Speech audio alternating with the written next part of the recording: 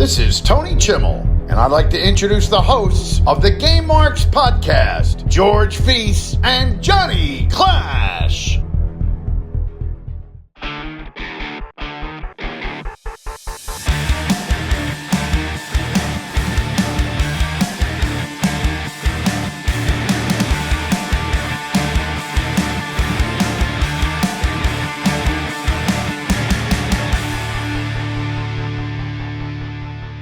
Welcome to the Game Marks podcast, where each and every week we take a deep dive into the good, the bad, and the awesome of all things video games. I'm the man they call Johnny Clash.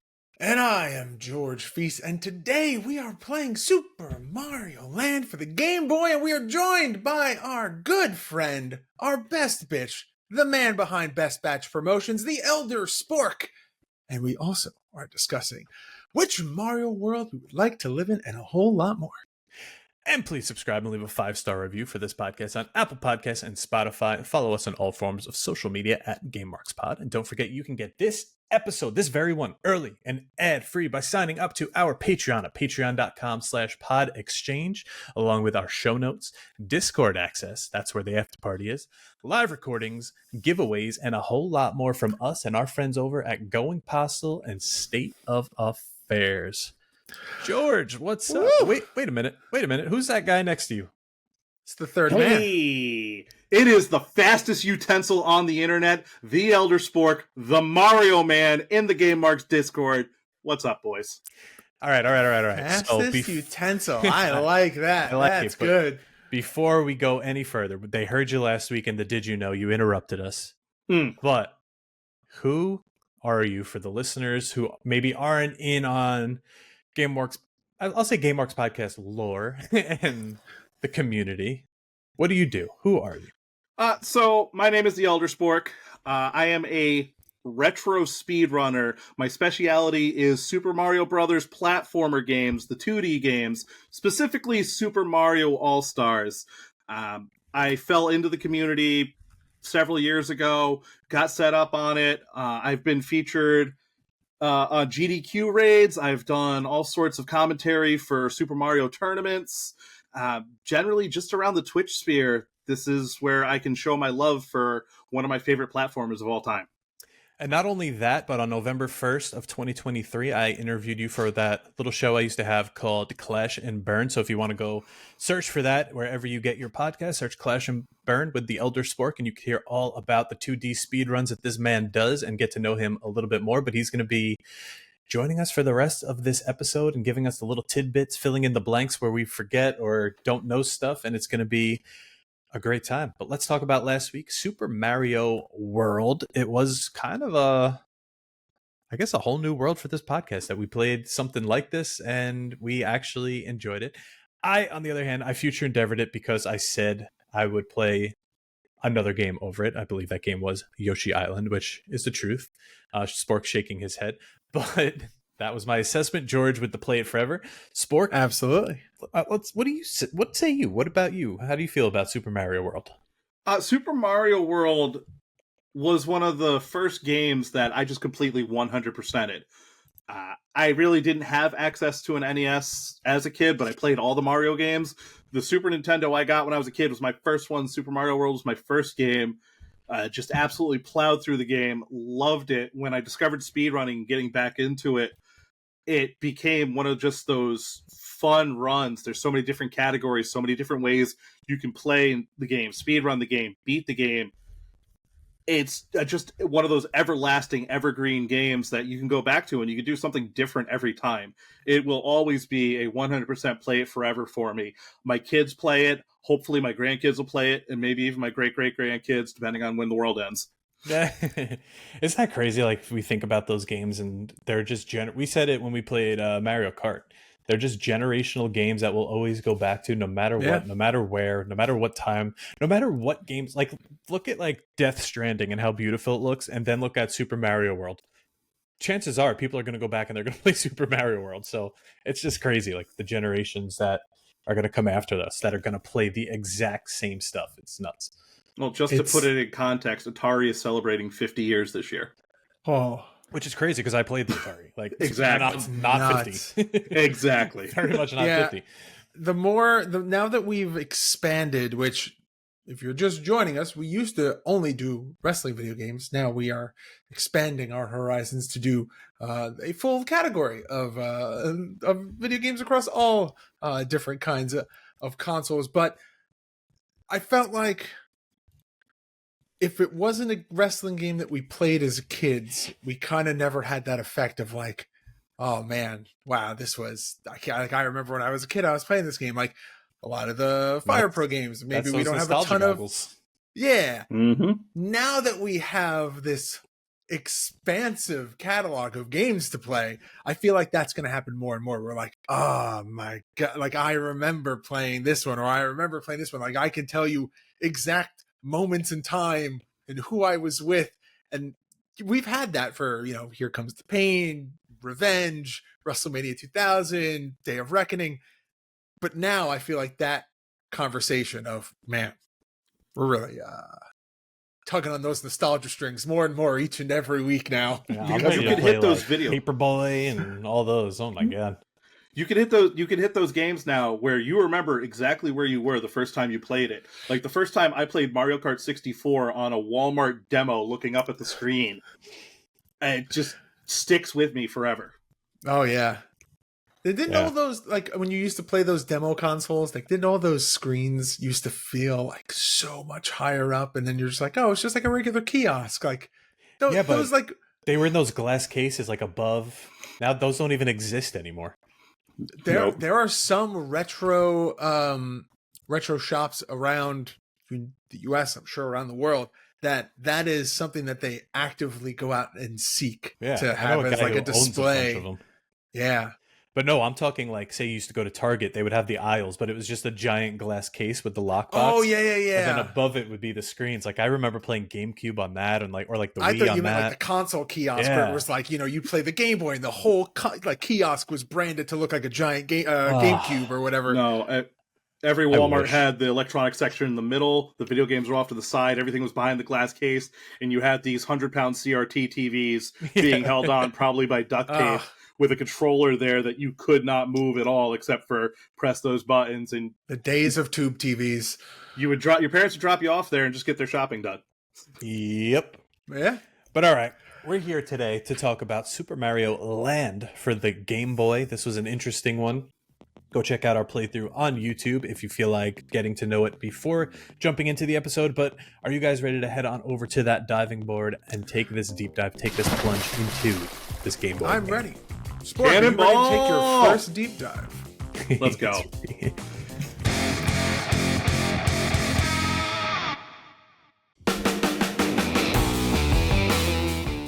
Looking to add the newest wrestling figures to your lineup? There's no better spot to pick up your next figure than the Wrestling Collector Shop. Started by collectors for collectors around the globe, Wrestling Collector Shop has been serving the fans the latest and greatest in wrestling action figures since 2002. So the next time you're looking for the newest wrestling collectible to add to your collection, make sure to go to WrestlingCollectorShop.com and use code GameMarks to save yourself 10% on your order. That's 10% off your order with code GameMarks at WrestlingCollectorShop.com.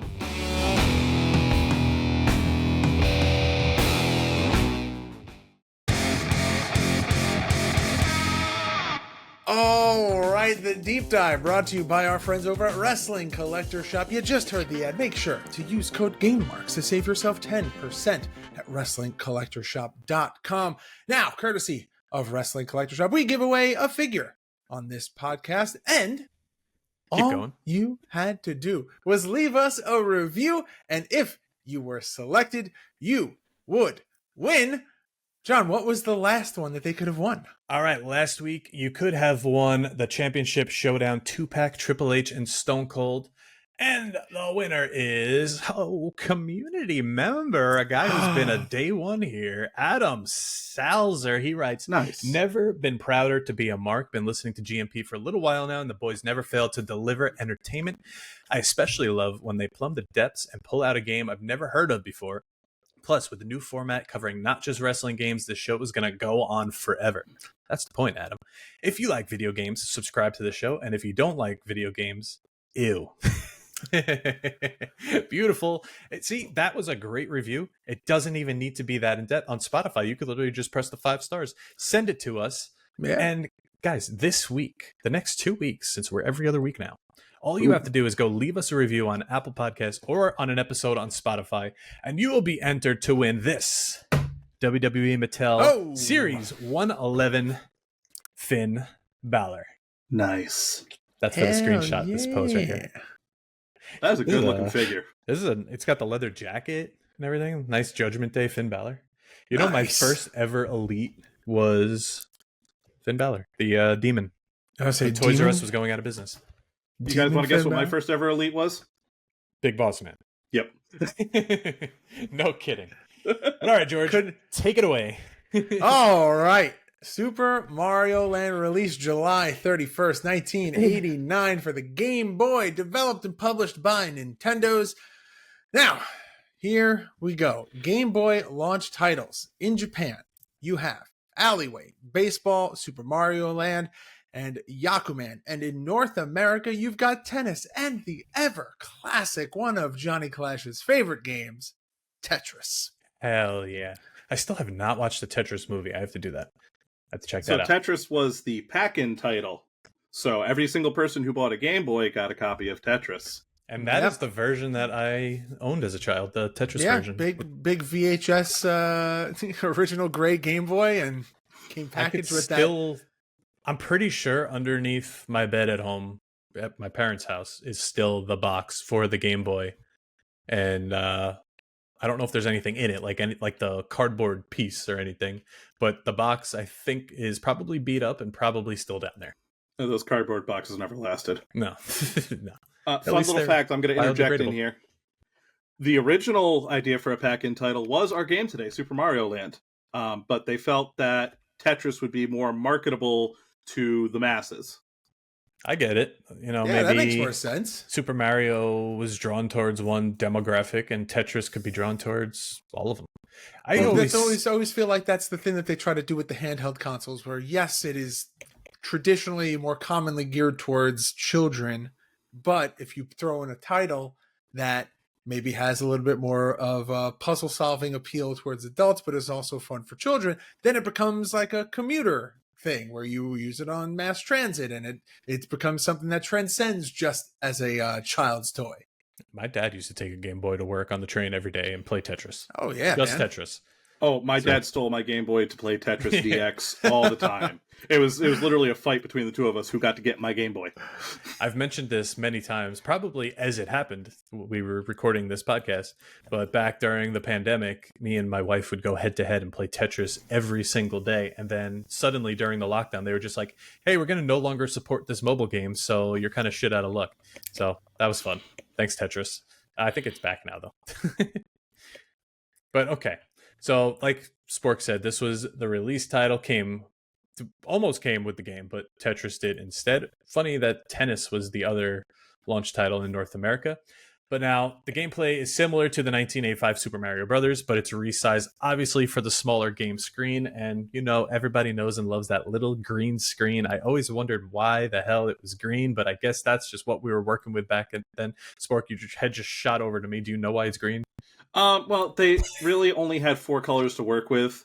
And just how they manufactured on the plastic there, it's what kind of showed better as opposed to the clear screen to see the black and white. Like you'll see kind of in the Game Boy Pocket and any of the like Switch, if you play it on the Switch or anywhere else. I haven't heard Game Boy Pocket in years. I feel like everyone glances over that because you're talking about either this, the Color, or the Advance, or the DS. They forgot about the Game Boy Pocket. They released it at the same time as the Game Boy Color, so it was kind of you were too poor to get the Game Boy Color, but you got the Game Boy Pocket. Pocket's like the one that folded, right? No, it's just a smaller. Oh, okay, yeah, there was a smaller one, yeah. What was the one that folded? Colors. That was the Game Boy Advanced SP. Yeah, SP. I had that one. That was just a beautiful console. I have no idea where mine is. It's here. I had a PSP and it broke. It was held together literally by a piece of tape. If you left the screen on too long, it would just dim and you couldn't get it back unless you did a hard reset. I traded it into GameStop for the full price of a Game Boy Advance SP and like Pokemon Fire Red or something. And I was off running. I didn't need anything ever again. I just had a like crazy realization. We could play Pokemon games on this podcast now. We could play Pokemon games, George. Oh. We absolutely can. Now, let's talk about the gameplay, the development a little bit. Nintendo CEO Hiroshi how do you say this? Yamushi? Yamushi. He wanted to just kind of like a fun new Mario game to promote the new Game Boy. This was the 4th Mario game, but the first to be made without Shigeru Miyamoto. You guys really know I'm good at Japanese names. Shigeru Miyamoto's involvement, and now without him, the team introduced kind of just new elements that fit the smaller screen. We mentioned many times in our playthrough, which I still highly suggest going back to watch because Spork chimes in with a bunch of tidbits, a bunch of just interesting facts that we would never even think to ask. So go check that out. But yeah, If Spork, I can. yeah, If I was gonna can. throw it to you. Okay, good. Spork has entered the chat. Sport. So Miyamoto was a little busy working on the SNES in 1989 when it came out. He was making The Legend of Zelda: Link to the Past and Super Mario World, so he passed it off to what Nintendo is known as RD1. That is their just development, their game makers, their console makers. So they basically told the guys making the Game Boy, "Fine, make the Game Boy. You're making the Mario game with it."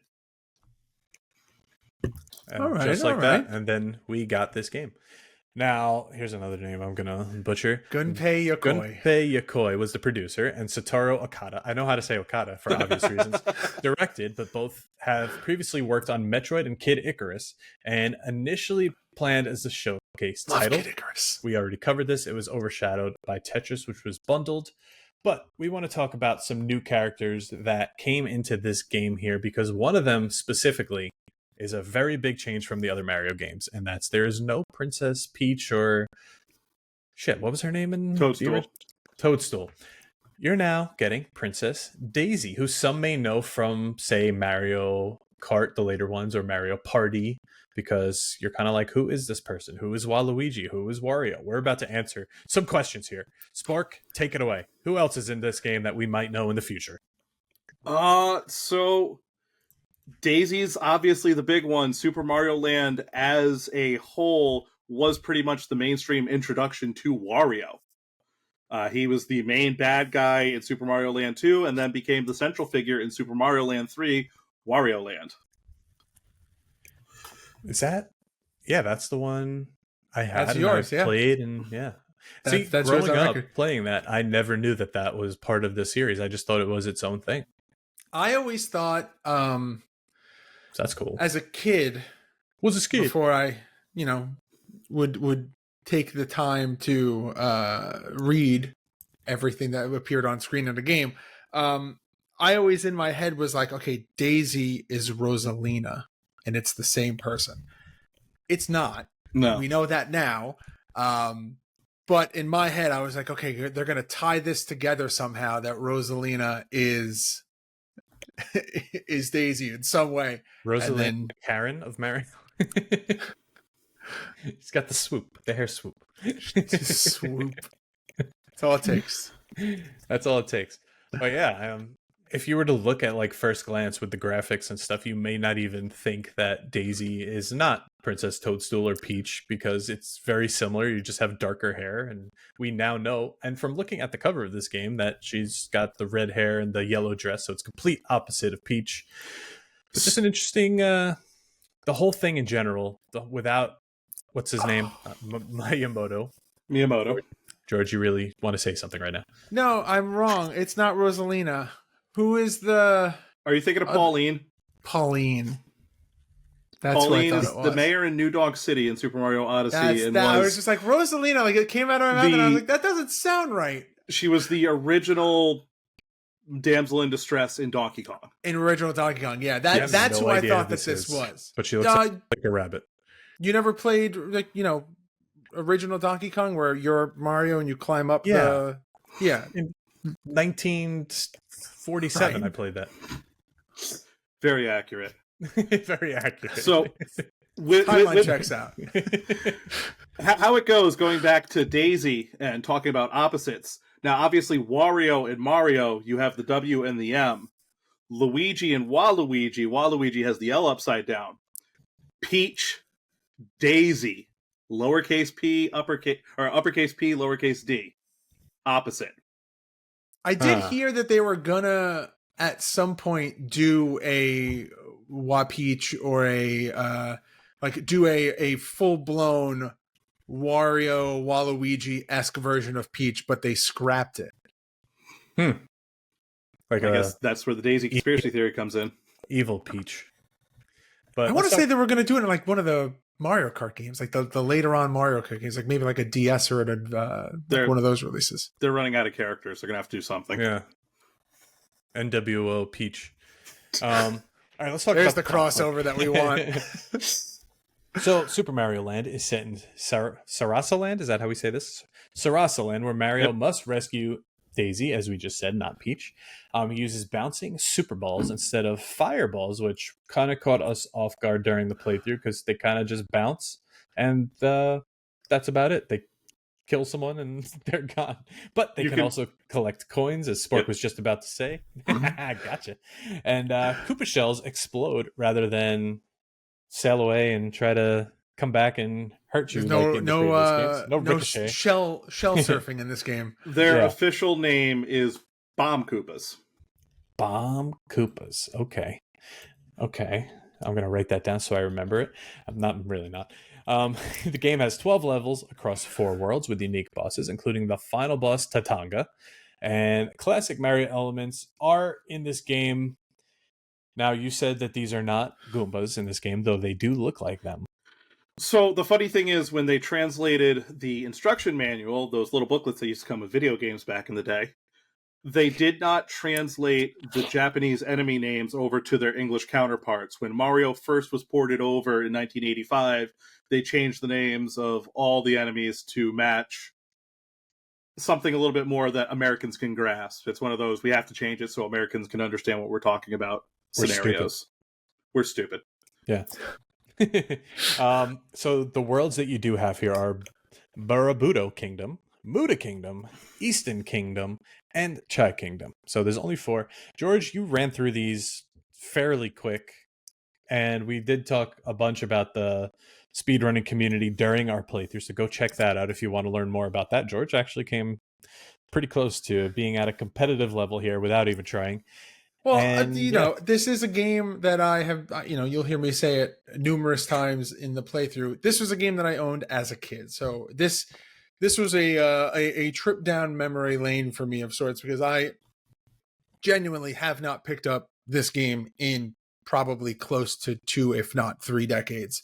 I don't know the last time, or if I would even be able to tell you when the last time was that I thought about or picked up this game. But it is such a rush of nostalgia. The soundtrack is very good. We talked about that within our gameplay. We could talk about that even more now. It is a platforming Mario game that feels unique to itself. If you are familiar with original Mario, you will have a fairly enjoyable experience. Be familiar with it in the sense of how the gameplay works. But yeah, there's just something, I don't know. This feels more retro, I guess, because it's on the Game Boy than I think it's just that screen effect than anything else. But going back to the music, Spork, I know that we had talked during the gameplay that we wanted to talk about the unique soundtrack to this. What do we got? How do you feel about the soundtrack? It's an iconic soundtrack. That first level, do do do do do do do do do do. Everybody, even if you haven't played the game, you've heard that song somewhere. And I have about 50 meme videos I can show you where it's been used. And it's iconic for a reason. The composer for Super Mario Land also worked on other titles such as Earthbound and Dr. Mario, which again are both iconic soundtracks as far as retro games go. They really did pull the best to put this game together, and it pushed the limits of what you can do for sound for a handheld system. and it works. It is successful at being a banger soundtrack on what is chiptune music. It works. Yeah, it just makes me think back to like the old Tetris. Like I could still hear the Tetris song and like how that's arranged and how this is arranged, and you just know kind of. Is that the name of the Tetris song? I have no idea. I just know how it sounds. It's one of those game songs like Tetris. If you're packing boxes, you're humming the Tetris theme to yourself. Super Mario Land is one of those. If you're kind of doing a little like you have to jump across a couple things, Super Mario Brothers, Super Mario Land is playing in the back of your head as you're doing that platforming in real life.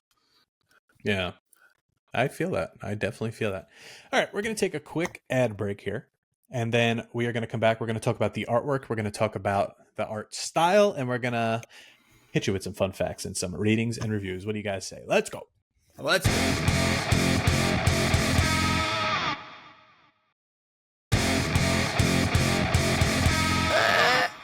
We're back.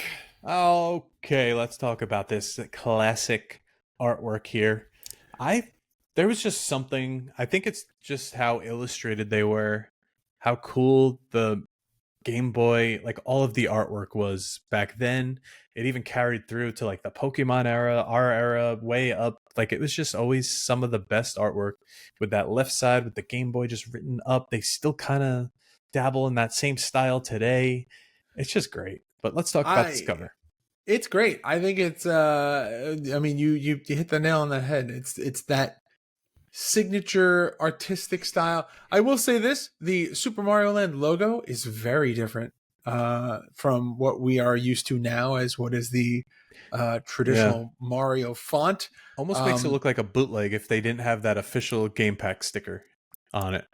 I will say that is the biggest disappointment for Super Mario Land is how little thought was put into the title, just Super Mario Land. Even in the Japanese version, which I always say, always look up the Japanese covers for games for NES and SNES.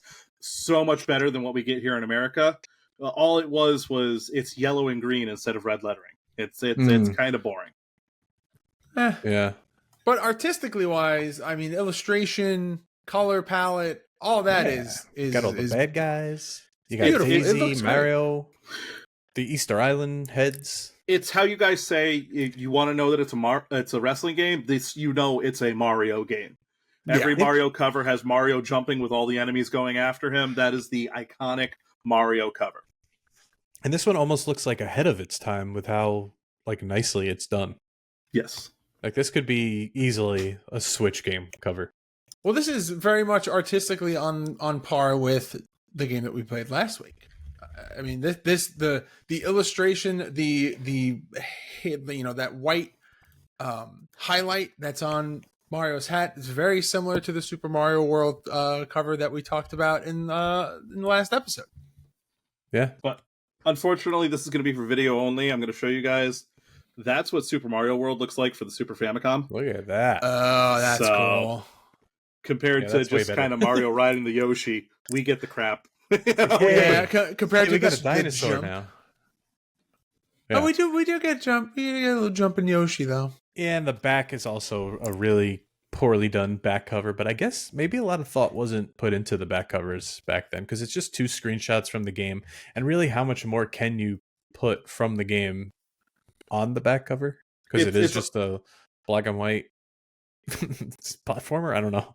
You also didn't have a lot of real estate compared to like the NES box or the SNES box because it is a smaller cart. It's a smaller box. You have to get more with less. Oh, do you remember just holding one of these in the package for the first time? That's cellophane. Opening the cellophane. Oh, I was even going to say, you remember like the little protective cases that they used to sell? Yes. Like the little clamshell that you could put on your... Cardona about those. I have many of those. All of my Game Boy games, I made sure I even got generic ones so I can at least keep them dust free. I did like, to an extent back then. There's no way it's still like that. And then for the Famicom and the SNES games, it was just like that little like sleeve that they sat in. It wasn't like a full thing. It was just to cover the bottom. For the bottom, yeah. But it was molded perfectly and just it slid on right there. And then they never stood up straight because how wobbly that bottom was. They don't now everything is either digital or you got like a jewel case or That's it. The jewel case. Okay, the art style here. So we mentioned how it does pull elements from Super Mario Brothers, but it's not exactly there. There is a big difference with the way this looks compared to the NES version. Now you think sometimes it would directly translate. It's the same people making it to an extent, but I don't think I think to this in 1989, then you think Pokemon was literally on the same console. How many years later? I guess they didn't know their limitations to what they could have done back then because a lot of it is lacking. Like we're looking at a generic screenshot. You guys could pull this up just from Google.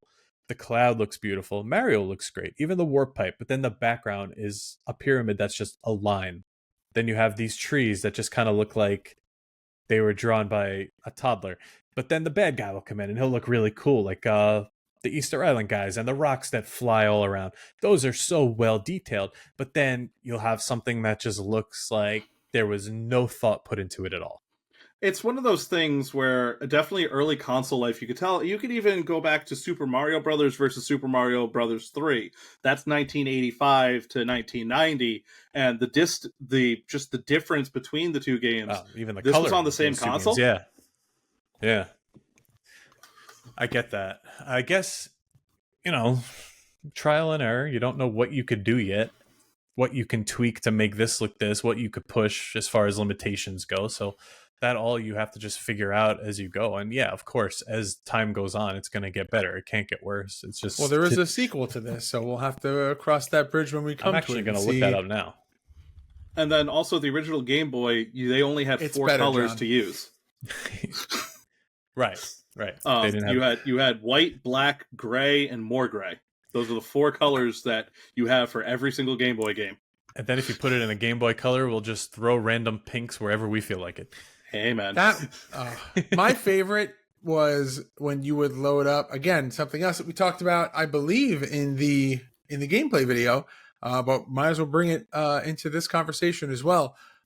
When you would load things into the Super Game Boy, and you would get when games had special backgrounds that would load into the Super Game Boy, that was always like a fun little Easter egg. And it was something that took, it felt like, maybe this isn't the right word. Maybe you guys could help me articulate this properly. It felt like it gave handheld games like a second life. You could play them on a much larger screen. It felt like it was a different experience because you're playing on a console. Yeah, and you don't have to sit there with your head down, craning your neck, looking at this little thing. You could actually sit comfortably on a couch 5 feet away as far as the wire goes and play it on a big screen. And plus, just to try the different games, like you see like some sort of special background pop up for Super Mario Land. It's like, oh, what does Super Mario Land 2 have? What does Pokemon have? What does Tetris have? So now you're going back and playing all those games again that you probably haven't touched in a little while because I got to see what kind of Easter eggs they have in this. Oh, it's so man. Cool. I'm looking at Super Mario Land 2 right now, and World's better, but also so similar to 3, Wario. Yes. So similar. So glad they figured that out. But okay, did you know? Did you know this is the first handheld console Mario game and the first to be made without Mario creator and Yokoi protege? Did I say that right? Shigeru Miyamoto. You said that so many times already. Shigeru Miyamoto, John. Sure. We'll get there. Did you know Super Mario Land was released for the Nintendo 3DS Virtual Console in 2011 and on the Nintendo Switch Online service in 2024, which features some presentation tweaks. Did you know this game is on eBay from around $13, $15 to $20 for a used copy, but it is graded an 8.0. But don't buy graded games. Don't buy those games. They're scams. Don't. Graded games are a scam. Open the games and play them. This is not action figures. Open them and play them. You know, I feel real bad. There's a guy that messages me quite often, and he has so many wrestling games graded, but the prices are just so high. Like I can never do it. And I'm always like, okay, no, not this time. And I want to just be like, never, but I can't just like let it go. Well, it's interesting that you say that because also, did you know Japanese Game Boys and American Game Boys have no region lock? So go ahead and buy the Japanese version of Super Mario Land. It'll play just perfectly on your Game Boy. That's pretty crazy, actually. Yeah, that's a good fact. Because when I was researching the prices and all that, there were Japanese versions on eBay. Like this one's $9.99 used, so someone could actually buy that and just be good. Like you're good. You could just play it. Traditionally, the Japanese games on eBay and stuff like that are less expensive just because it's tougher to get the console over here. Region lock back in the day, you had to physically do something to region lock. The Nintendo and the Famicom have different number of pins for the board, where the American one is 72, but the Japanese one is 60. For the Super Nintendo, the region lock is literally 2 tabs on the Super Nintendo. If you look at the back of an SNES cartridge and it has those 2 little slots there, there's tabs in the Super Nintendo console that it slides into. If you get in there and cut them off, you can play Super Famicom games on your Super Nintendo. But aren't they all different shapes? I thought the cartridges look different. The cartridges look different for the Super Nintendo, but it's the same exact motherboards. Interesting. Okay. Very cool. interesting. All right. We've talked a while about this game. We played this game for a while. We're going to now sit back. We're going to relax. We got some R&R. We got some ratings and reviews. Now, there were actually the recent ratings also for the 3DS and all that. We're not going to read those. Those are not relevant. But Computer and Video Games gives this a 93%. George, I hate when you put your hands over like that. EGM, Electronic Gaming Monthly, gives us a 31 out of 40. Player One with a 98%. The Games Machine from the UK gives it a 94, and Mean Machine gives it a 1990. Now, more than 25 million copies of this were sold, which is more than Super Mario Bros. 3. And this game received 2 sequels, which we mentioned before, which are Super Mario Land 2, 6 golden coins, and Wario Land, Super Mario Land 3. So, pretty cool. This game got very, very well received across the board here. Oh, yeah. Everywhere. But those are the publications. Those are the ratings. It's time for the more important rating here. Because right now, it's time to rate the game. The game!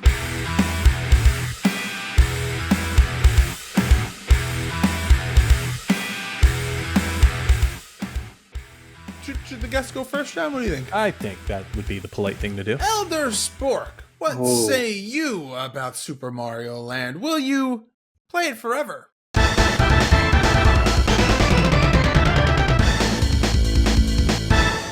Or future endeavor?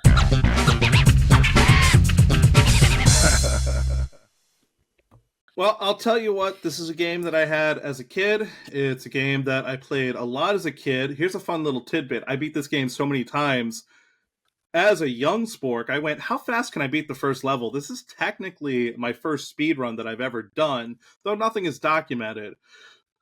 Naturally, this is going to be something I revisit. It's something I still go play. I'm going to play it again and again and again. This is obviously a play it forever.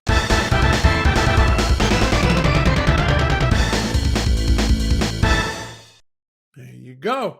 Johnny Clash, I turn the question to you now. Super Mario Land for the Game Boy. Will you play it forever or future endeavor?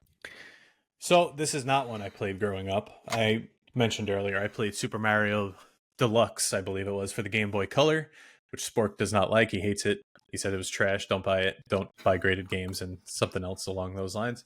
I think I'm destroying everybody's childhood today. But no, I did play this today, and it was as easily accessible as going on arcadespot.com, and you could just play it with your mouse and keyboard. And seeing how I got through so many levels in such a short period of time, I am now kind of intrigued to play it through to the end. And I think I'm going to see how long that's going to take me and time myself. So I'm going to go with play forever here.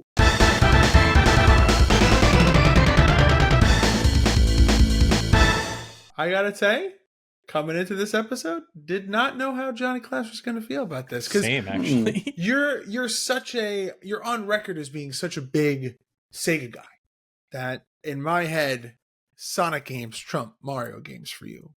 Even though I know, and we've talked about on this podcast, that you've played Not all of a them. bunch of the Mario games. No, but- not all of them. Not all of them, but you're familiar enough. That's what I grew up on. Yeah. But oh yeah, now someone's got to ask me. Oh, George, play forever or future endeavor? Yeah, it's play it forever. This is a game that has held up well in my eyes in the sense of it being a handheld Mario game. It still checks the box of what a platforming original style Mario game needs to be. And yeah, that soundtrack, straight up banger, hard to beat. And yeah, easy. Play it forever.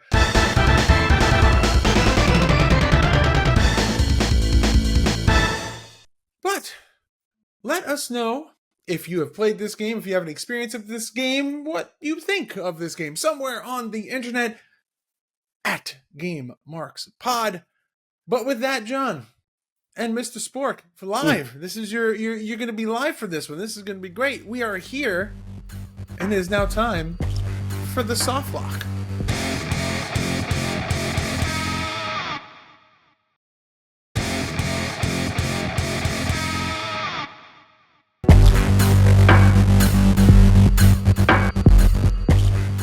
All right, the soft lock is a weekly segment on this podcast where one of our mega marks gives us a topic to discuss, a question to debate. It's a question of the week with a fancy name.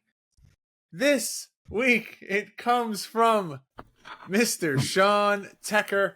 And Tecker's question is, if you had to live in a Mario world, grass, desert, water, giant, etc., which world would you live in?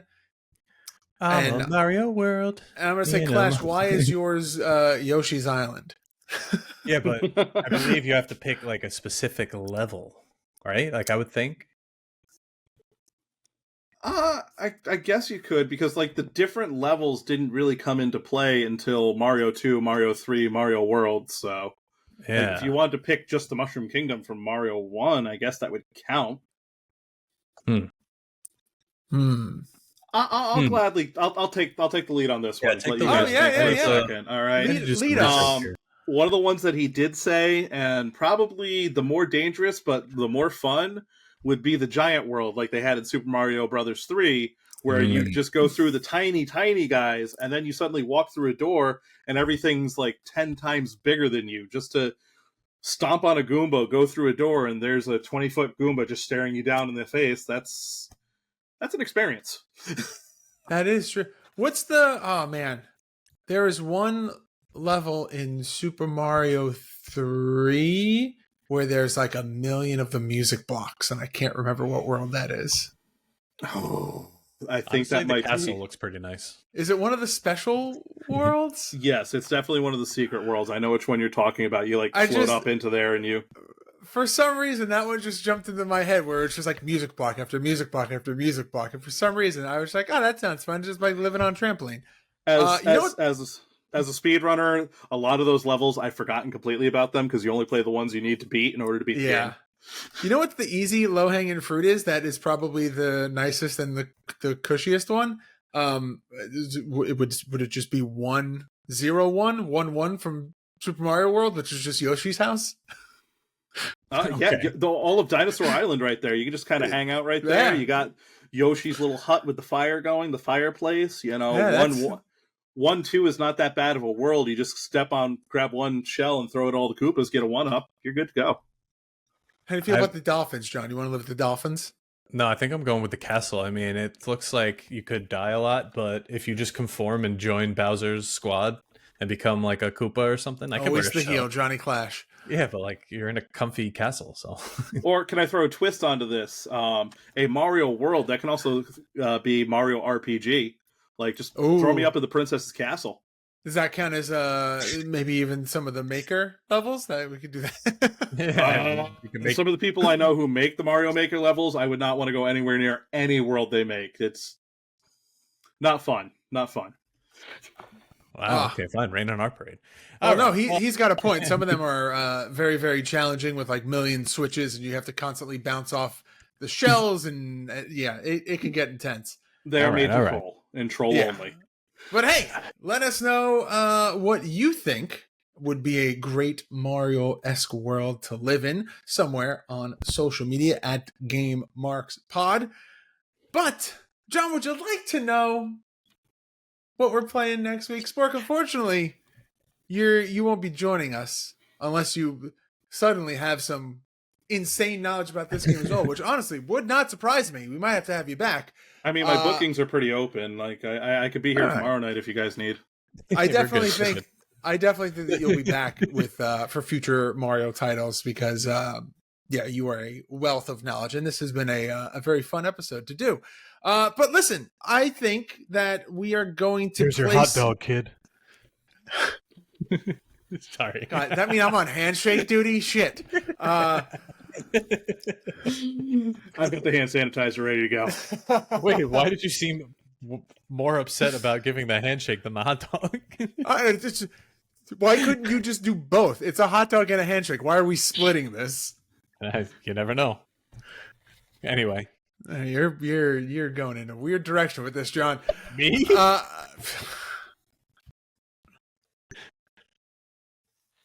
So anyway, we decided that because October is our birthday month and the 2 episodes will fall right around me and George's birthdays, we're both going to pick a game, and that's going to be what we play for October. And then don't worry, November, we are back to our regularly scheduled program. We will be back to pro wrestling. Don't you worry. Oh, George, yeah.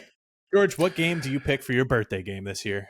So I was thinking that it might be fun to do a retro throwback game, but also keep it kind of on theme with spooky October. We're going to go and play a Sega Genesis game. We're going to play Zombies Ate My Neighbors. Oh. Something tells me Spork knows all about it. Yes, the SNES and the Genesis games, those are fantastic, and those are really fun speedruns. Oh, yeah. The main character, Guy Fieri?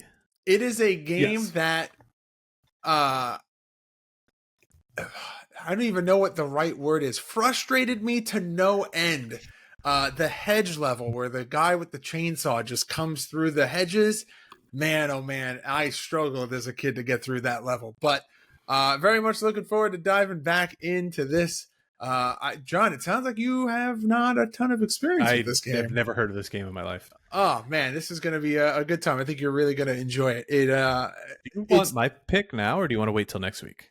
Fucking let's do it. What do you got? For the Sega Genesis also, not Super Nintendo, because the 2 games were different.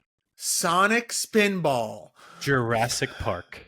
Ooh, that's a good one. The Genesis one, not the Super Nintendo one. All right, we're going to do this way ahead. I got to do this right now. I need the answer right now. Did you play the Raptor or did you play as the human? Both. You got to go both. Once you get frustrated with the human, you go as the Raptor. The Raptor is really fun to play, though. Oh, one of my favorite games. I cannot wait for October. Little 6-year-old me is raging right now just thinking about that game. Yep. Oh, yeah, the T-Rex having to throw the flash grenades, whatever they were. Yep. Smoke grenades, that was the worst. All right. Man, listen, Spork, thank you so much for coming on and helping us. You've been a part of this community for a really long time, and John and I very much appreciate it. A staple in pretty much every podcast that it's a part of this network. And you've helped us out with Gameboree over the years. And yeah, thank you very much for all your support and your help and just being an all-around good dude. Guys, thank you so much for having me. The reason I play Mario and run Mario is I love Mario. So to be able to come on to somewhere and talk Mario, I will do it anytime you guys need me to. And I'm going to say Mario again one more time just so to counteract all the Mario slander in this podcast. Mario. Hey, it's me, Mario. I would say the hairs on Clash's neck are just like the Italian hairs. Now, let us know where we can find you, what you're doing, and all that fun stuff. Guys, you can find me on Twitter at the Elder Spork, twitch.tv/the Elder Spork. Streams are few and far between right now. Just my personal life schedule, work schedule is insane. hopefully within the next month or so, things die down and I can actually get to doing some more speed running. But if you follow me on Twitter, you will know when I'm going to be on, and even join the Game Marks Podcast Discord, join the Patreon, because I'll tell you guys in that Discord too when I'm on. So just do it. Just do it. And hey, you still doing Best Batch, right? You plug Best Batch. Best Batch Promotions is my wrestling promotion. I am on a very long hiatus for that. I don't want to get into too many details, but that's going to be an extended break. I do still have a lot of stuff signed, as you can see, a lot of the merch, a lot of the posters behind me, stuff I've collected over the years. As of right now, if there's anything that really interests you, just look back at Best Batch promo on Twitter, Instagram, Facebook. You see a signing that you did, reach out to me and say, hey, do you have any extra autographs? And we can work out a little deal ski. There you go. All right, those are all of Spork's plugs. Let's get ours out of the way and put a bow on this episode. If you're listening to the audio version of this and you want to check out the video version or the gameplay or anything else that we've done, that is over on our YouTube channel, youtube.com/GameMarksPodcast. Make sure to also check out GameMarksPod.com/shop for our exclusive merchandise, ProWrestlingTees.com/GameMarksPod for our shirt designs. Also, don't forget to check out PodExchange.shop. That's PodXChange.shop for merchandise from this show, as well as Going Postal and State of Affairs, and also just Pod Exchange merch as a whole. You heard Spork plug it a little while ago. Patreon.com/PodExchange for exclusive content, ad-free, and early shows from this podcast, Going Postal and State of Affairs at Going Postal on all forms of social media. And as always, please make sure to like, comment, subscribe, ring that notification bell. And if you were feeling so generous and wanted to help out the show, we would very much appreciate if you left us a review on Apple Podcasts or Spotify. And by doing so, you will be entered to win that Finn Balor Mattel figure. And as always, if you have a product or service that you'd like to advertise on this podcast, please reach out to us at GameMarksPod@gmail.com. Spork, once again, thank you very much for hanging out with us. We will see you soon, my friend Johnny Clash. Whenever you're ready, do that thing. Game over, Marks.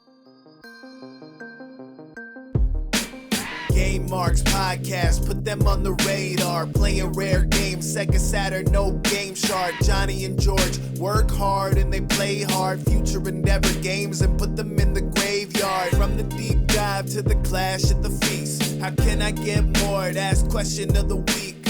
Follow on Twitch, there's nothing that they won't play. Game Marks Podcast every single Monday.